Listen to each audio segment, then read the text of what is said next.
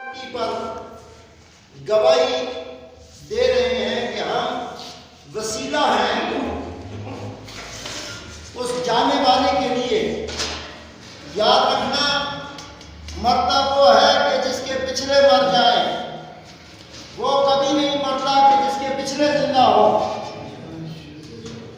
याद रहे,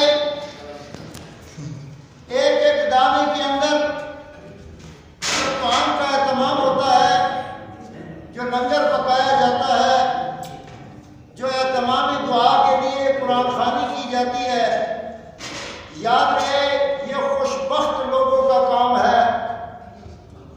सियासी जलसों में लंगर पकाने वाले, नारे मार के रोटियां खाने वाले, शादियां ब्याह की तकरीबात पर शादी हालों में 7-7 लाख 10-10 लाख लगाने वाले, वो एतराज करते हैं कि माँ की दुआ पर, बाप की दुआ पर फजूल खर्चियां मत करो।